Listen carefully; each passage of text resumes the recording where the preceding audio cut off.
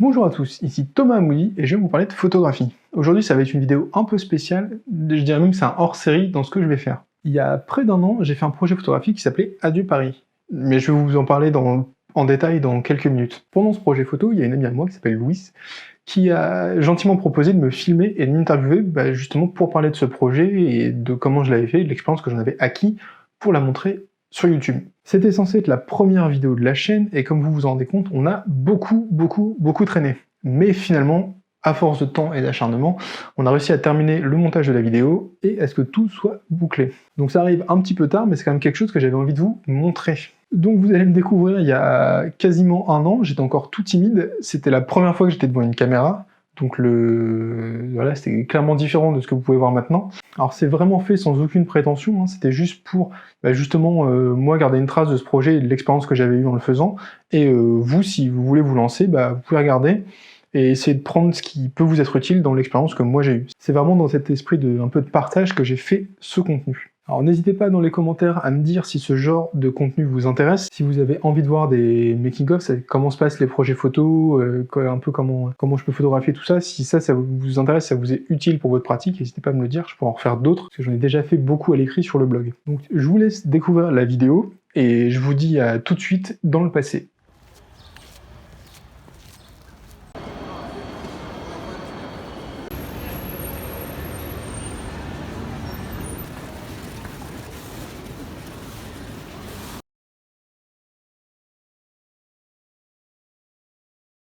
Alors, le projet Adieu Paris, il part, comme beaucoup de mes meilleures idées, d'une idée complètement débile à la base. C'était au début de l'été, je me suis dit, tiens, je m'achèterais bien un moyen format pour essayer, je ferais des photos bien avec et tout, machin. Puis après, je me suis rendu compte que ça commençait à être un peu cher, et je me suis dit, ça me rendra pas meilleur, mais du coup, qu'est-ce qui me rendrait meilleur? C'est ça, en fait, l'idée. Est-ce que si j'étais photographe à temps plein, est-ce que je ferais des meilleures photos que maintenant? Donc je me suis dit, on va tester, du coup. Ça tombait bien, parce j'ai quitté mon travail à Paris, et j'ai pas encore repris celui d'après, donc j'avais une période de temps où tester. Donc je me suis dit, faut que je trouve quelque chose pour faire de la photo pendant toute cette période. Et comme justement j'étais entre ces deux jobs, je me suis dit, Paris, en fait, c'est marrant parce que je connais pas la ville. J'y suis depuis 2012 pour mes études, des petits boulots, j'y suis revenu régulièrement, peut-être tous les jours depuis plus de 3 ans. Et je me suis dit, je connais pas la ville, donc ce serait rigolo de faire le tour de Paris, un adieu, en fait, une tournée d'adieu, de faire tous les arrondissements du 1er au 20e, pour faire de la photo de rue. Je faisais un arrondissement le matin, un arrondissement l'après-midi. Je faisais entre 3 et 4 heures dans chaque, sachant que c'était pas 3-4 heures intensives. Au début, j'étais parti en mode ouais, je suis à fond et tout. Et au final, tu vois, Paris, ça démarre lentement. Donc quand j'arrivais vers 9 heures, un truc comme ça, ça m'arrivait de me poser une demi-heure dans un parc et de bouquiner un peu entre trucs. D'ailleurs, il y a beaucoup de photos que j'ai fait dans les parcs à Paris qui sont très cool. Je les ai découverts, ils ont une eau potable délicieuse. Et donc le rythme, c'était ça. Et le matin, j'en faisais un. Souvent avec une petite période de rush aux alentours d'11h30 midi, quand les gens commençaient à aller manger, ça rebouge. J'allais manger début d'après-midi, toujours un peu dans ce rush-là, puis fin d'après-midi, je terminais tranquillement mon arrondissement et je me redirigeais vers la gare Pénard en fin de journée.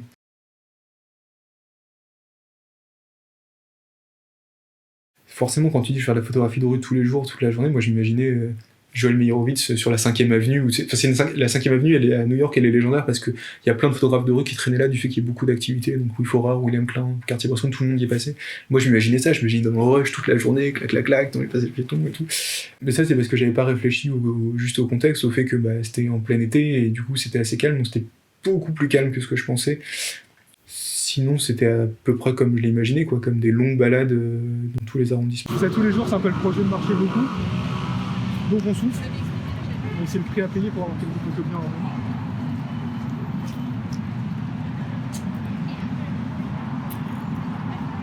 Et c'est reparti. Les premiers jours étaient un peu durs parce qu'il faut choper un rythme où tu passes d'un moment où tu as une vie pro, une responsabilité, un travail, etc. à t'es tout seul dans Paris avec ton appareil. Donc les premiers jours c'était un petit peu dur, je me suis senti un petit peu seul, perdu dans mon truc en me disant merde. Je suis quand même en vacances, quoi. Je pourrais être à la plage où je pourrais glander derrière ma console tranquillement et je me retrouve là comme un clampin à faire mon appareil. Sachant qu'il faut bien comprendre que tout ce projet, je le fais intégralement avec du Jean-Jacques Goldman dans la tête. Là c'est encore un matin, depuis bientôt 2 heures. La bande son du projet c'est ça. Au bout du 3e, 4e jour, ce qui me poussait c'était de me dire J'ai quand même fait quelques photos qui étaient pas mal les 2-3 premiers jours. Enfin, je vais pas juste garder 3 photos bien et m'arrêter là, c'est con quoi. Et après il y a eu le premier week-end et je me suis dit bon, j'ai fait une semaine, enfin je vais pas m'arrêter là, donc tu vois, c'est un peu ça qui te motive aussi, le fait de te dire. En plus j'en avais parlé aux gens autour de moi sur le blog, etc. Donc je publiais sur Instagram des petites stories où je racontais ce que je faisais au fur et à mesure. Et du coup, j'ai pas envie de me dire, ah putain, je veux dire, je me suis arrêté au bout de 15 jours, donc, enfin au bout de 15 arrondissements, et on s'arrête là et tout. Donc c'est un peu le fait de le faire qui te motive à le terminer, tu vois, peut-être mon côté psychorigide, je commence, je finis, tu vois, un peu germanique. Donc, au début, c'est un peu compliqué, mais après, j'ai réussi à voir des gens régulièrement, en fait.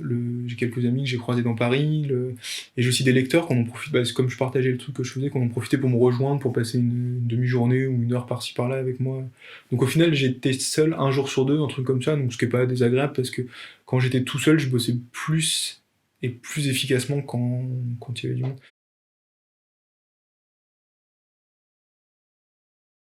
En fait, je préfère les endroits où il y a du monde. Après, je m'en fiche que ce soit des gens qui habitent là ou entre un quartier animé et un quartier touristique. Je m'en fiche, il faut juste il y a du monde parce que quand il y a peu de gens, la photo de dos, ça peut devenir très long en fait. Tu sens un peu tu sens un peu le temps passer. C'est bien qu'il y ait de l'animation en fait. Ta question parle de mon rapport à la facilité, tu vois. Il y a des lieux que je préfère photographier parce que c'est facile, quelque part. Quand t'es dans le 5e, bah, il y a des gens partout, dans tous les sens, tu peux faire ce que tu veux, tu peux faire de la photographie à la William Klein, très collée, un peu dégueulasse, bordélique, tu peux vraiment faire plein de trucs, donc il y a des coins que t'aimes bien faire parce que c'est facile et tu sais que tu vas repartir avec quelque chose. Quand il y a beaucoup de monde et que c'est animé, forcément les gens, ça va dans tous les sens et t'es plus discret. Et puis aussi que t'as plus de matière, de situations, de trucs qui se passent quoi. Quand il y a personne, comme t'es genre le gars avec un appareil photo au milieu de tout le quartier, quand tu te pointes pour faire claque comme ça, toute la méthode qui est de dire genre oh tiens je photographie l'Arc de Triomphe et je chope les gens au passage en jouant un peu sur le fait que tu joues au touriste perdu. Quand t'es dans un truc purement résidentiel où il y a que dalle, ça marche vachement moins bien aussi. Après moi c'est pas forcément plus facile d'y travailler, mais j'aime bien bosser dans les arrondissements un peu calmes, genre le 20e, 19e, 20e, 18e, etc. Il y a moins de monde, c'est plus posé. Il y a aussi le 11e qui était cool. Alors je sais pas pourquoi, je suis passé une journée où il y avait pas grand monde, mais les quelques photos que j'ai fait, je suis tombé sur des petites vieilles avec des couleurs. Je sais pas, et je pense qu'à partir d'un certain âge, on perd de la vue et du coup on se rend plus compte de ce qu'on met comme vêtements. Et ouais, des petites vieilles avec des couleurs rock and roll.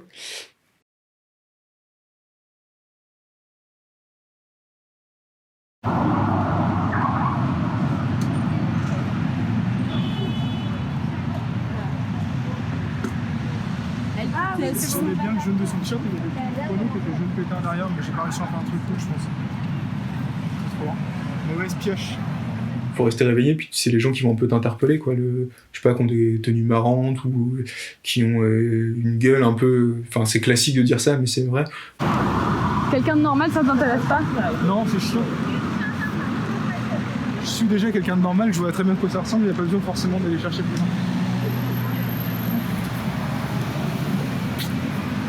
C'est ton point de vue. Merci beaucoup. Ou juste la situation qui va marcher parce que les couleurs des vêtements des gens marchent bien, etc. Il y a une photo que j'ai faite où t'as deux dames c'était du côté de Notre-Dame, elles se retournent en fait enfin il y a un passage piéton, elles vont traverser le pont, elles se retournent. En fait c'est marrant parce qu'elles sont habillées il y en a une qui est habillée en rouge, les bandes du passage piéton sont blanches et l'autre dame est en bleu, du côté bleu blanc rouge, enfin, c'est patriotique, tu vois, c'est rigolo. Ces dames avec la disons, elles sortaient, elles traversaient la place. Ici, il y avait le chemin.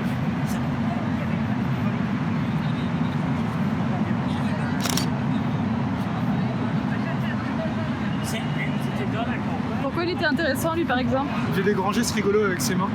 Et du coup le but du jeu c'est comme t'arrêtes forcément le principe de la photo, comme t'arrêtes forcément la scène à un moment, le but du jeu c'est d'avoir un mouvement trop improbable où il se retrouve dans une position un peu comique, quoi.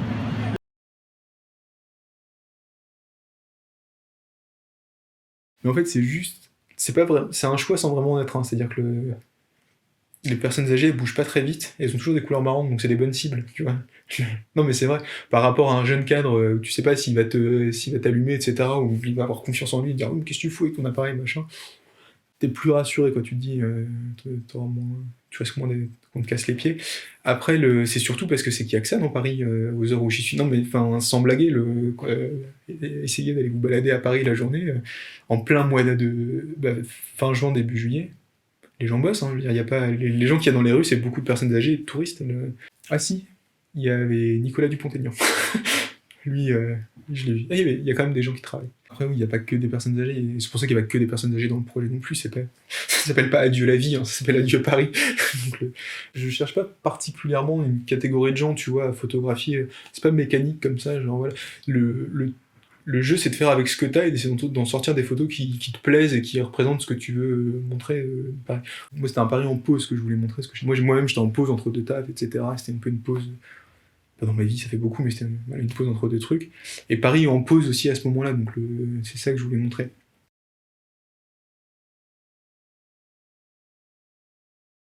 Faut pas se poser trop de questions, en fait. Très souvent, je me dis que t'as 10 secondes pour prendre cette photo-là entre le moment où la personne arrive, elle repart, etc. Et t'as une seule chance parce que c'est pas un studio, donc ça se représente pas, etc. Donc quand tu fais de la photo de rue, il faut aimer l'idée de faire beaucoup de merde. Tu fais énormément de caca pour quelques photos bien de temps en temps il y a quand même une part de chance en fait. C'est-à-dire faut être là, faut la provoquer. Donc plus t'es là souvent, plus t'as des chances d'avoir des trucs bien. Mais il y a juste des choses que tu ne contrôles absolument pas. Je sais pas qui y a après, la lumière ça change toutes les 10 minutes. Donc quand ça me tape dans l'œil et que je me dis tiens il y a peut-être un truc, j'y vais et après t'as toute ta vie pour voir si la photo elle valait le coup ou pas. Donc ça sert à rien de se poser la question 10 000 fois, si ça claque, j'y vais. Après j'ai l'avantage d'utiliser un boîtier, alors, sans dire que le matériel te sauve la vie, etc. machin, mais qui a un déclencheur silencieux, donc t'as pas de... Tu vois, quand tu prends la photo, il fait pas de bruit du tout, ce qui quand même règle le problème, un peu comme un smartphone. Et l'autre avantage qu'il a, c'est que c'est un télémétrique. Alors pour ceux qui savent pas, c'est juste qu'en gros, tu vises à travers un carré dans un viseur comme ça. Donc ce qui est dans le carré, c'est ta photo, et ce qui est en dehors du carré, c'est le hors-champ, c'est pas dans ta photo. Mais du coup, tu peux cadrer autre chose, et tu surveilles dans le hors-champ la personne, et quand elle arrive, clac, tu bouges et tu la prends. Tu vois ce que je veux dire? Ce que tu peux pas faire avec un appareil réflexe où tu vois à travers l'objectif et tu vois que la photo que t'auras et tu vois pas ce qu'il y a d'autre. Là, en étant un peu malin, tu peux surveiller ce qui se passe et être assez rapide à réagir.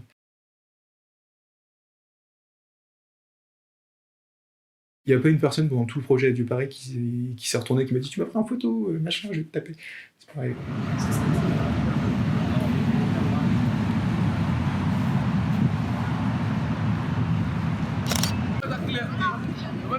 J'en avais fait, il n'y a que du glaçon dedans. Voilà.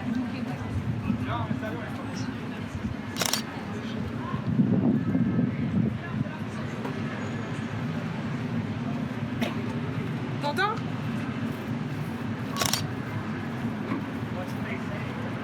Ah, les gens te voient vraiment pas.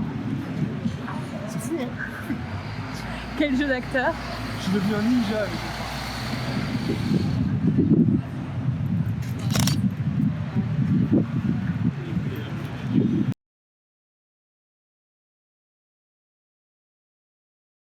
Alors Adieu Paris, je viens de terminer, j'en ai pris 840.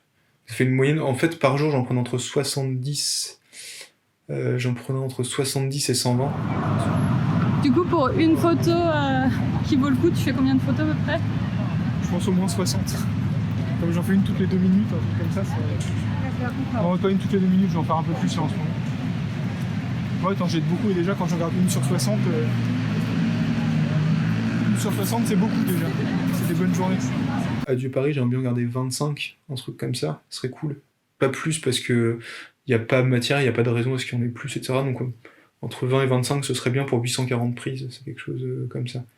Ça sert à rien d'en mettre des tonnes en fait. Vraiment juste, je préfère, à la limite, tu vois, si j'aurais préféré encore avoir 10 images qui arrachent tout et qui finissent par, qui scotchent tout le monde, que 20 où tu dis c'est bien. Et même, ou alors 5 légendaires, ou une trop bien, tu vois ce que je veux dire.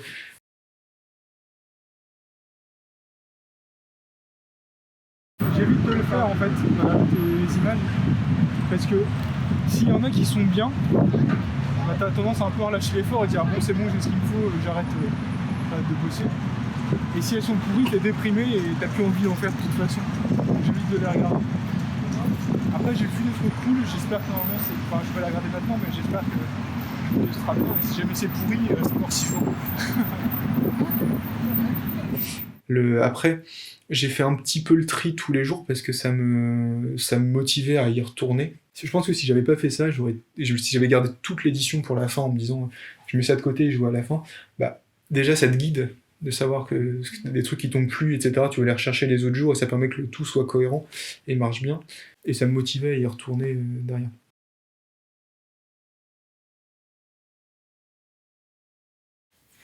Tu vois, je pense que si je l'avais fait genre à Lyon, ça aurait peut-être été la même chose. C'est une grande ville, donc t'as des gens de grande ville, etc. Tu vois, je pense que si je l'avais fait à Aurillac, t'as pas la même population, donc voilà. Mais après, comme j'ai pas cherché spécialement à mettre en avant les lieux touristiques typiques parisiens, que tu vois des fois, parce que tu reconnais un pont, un bâtiment, tu sens que c'est Paris, enfin, par moment, mais c'était pas vraiment le sujet direct, le bâti urbain, la ville, le monument, etc. Donc, on sent que c'est Paris en filigrane parce que ça s'est passé dans Paris pendant l'été, etc. Donc tu peux pas me mentir, et encore une fois, trahir la matière. Mais c'est pas le sujet principal et c'est pas ce qui sort. Forcément, j'ai pas de souvenir de photos pour l'instant que j'ai mis de côté en me disant où vraiment il y a la Tour Eiffel derrière. Il y en a juste une justement que j'ai pas trop regardé à cause de ça. Je trouvais ça un peu grossier, tu vois, ça faisait un peu hey, c'est Paris, la Tour Eiffel. Je dis, bon.